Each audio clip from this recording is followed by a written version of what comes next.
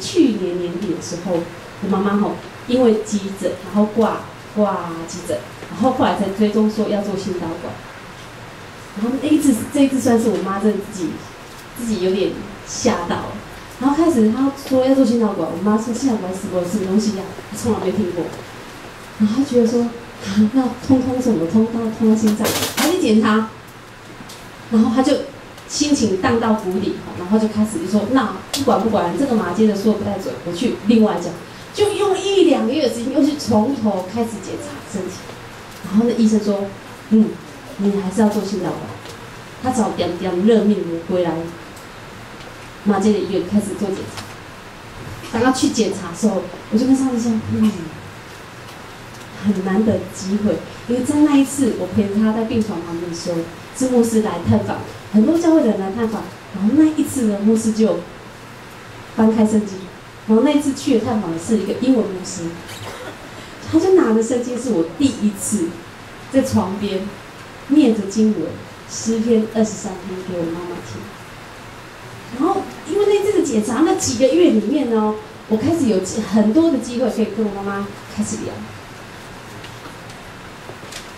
然后又继续聊很深的时候，因为可能我自己也装备比较多一点，我就可以想要再更多跟他谈。然后他在推进去要做治疗的时候，他就说，老师讲你讲的这个是不是精灵就好一届，互我会当平安无代志。然后就这样进去了，然后没多久，半个小时，那个医生叫我们进去说，他就叫我们进去，他同时跟我妈妈说，小姐。平安感谢上帝真的是你不用装任何的支架。然后妈妈原本讲什么4个字，突然间讲说感谢主。在那个骑摩托车回家的路上我就跟上帝气说，上帝有没有搞错？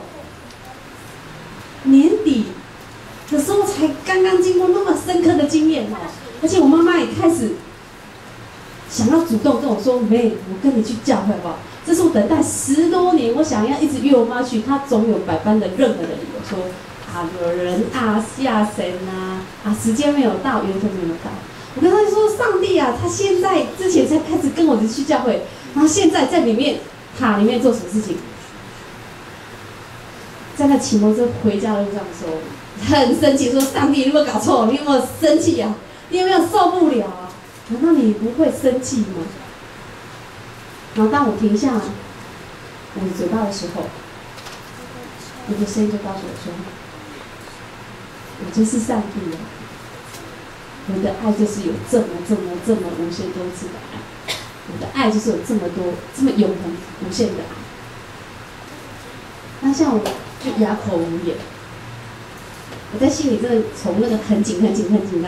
很生气的状态，突然间，我说：“好，上帝对你真的是上帝，我只是人。”真的，之前当下我发现我突然变成上帝了，因为呢，我上帝这种人你还爱他吗？我自己帮上帝做决定，上帝这个人，我妈这种人，你竟然还爱你？在那次的对话当中，我突然吓到说：“我还在讲个很赞的主题吗？很赞的对话，在跟我妈讨论一堆事情，但是我的心不一样。我忘了上帝是怎么样的上帝，我用我自己想象理解，我感觉我自己肉体的上帝来跟上帝帮他抱怨。在旧约时代里面。”这群百姓一直过着离弃上帝的生活，他献祭给别的神，拜那个不守自己造的神，造的偶像。所以上帝好不容易再找到这耶利米，找到这个先知，说你来，走到人群当中，帮我讲话，帮我出声，去宣扬我所要讲的话，因为我巴不得希望每一个人。都来到我的面前。现在跟你旁边说，我们可以直接来到上帝面前。7月之后的现在的我们可以直接来到上帝面前。你兴奋吗？你阿门吗？阿门。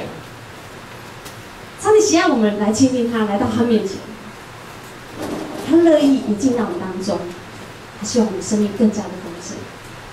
不要不小心一下子就跟上帝背对背，忘了他，不小心就迷失了方向。现在你的生命欢迎主吗？你现在的生命欢不欢迎主来到你里面，来到你的内心深处？你的生命需要主吗？需要这个爱我们的上帝吗？在那个创造开始的时候就爱我们的上帝吗？那我们来邀请上帝首先可以就当我们首位的先知，在我们生命当中常常需要上帝提醒我们，是不是？在我到现在，这才是今年的事情。我那常常需要上帝当我的先知，因为怎么样？你说需要跟我讲直接的话，告诉我说你想过头了，你怎么会用你这个眼光来看我对你妈妈的爱你？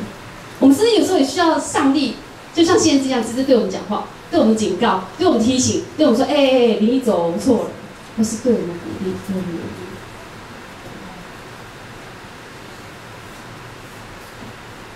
直到现在，不晓得在你生命当中，你为着什么事情来等待？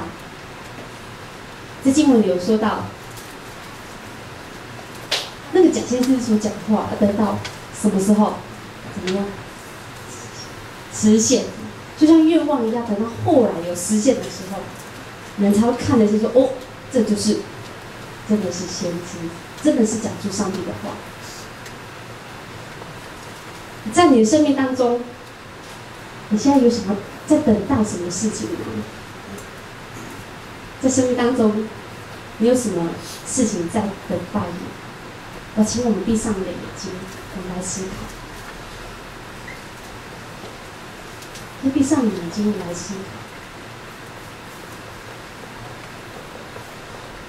无论我们是信仰里面的年轻人、婴孩，或是中年人，或是壮年人，你现在在你的生命当中，你正在等待吗？等待你的心快乐起来，等待你的生活快乐、喜乐、满足起来。那个即使不用太大的满足，物质上的满足，你心就可以快乐起来。是可以让你走在路上，单纯走路，因为耶稣的爱，你就可以走路快乐地跳跃起来，可以唱着歌来赞美他，那样心里的满足是完全不用任何物质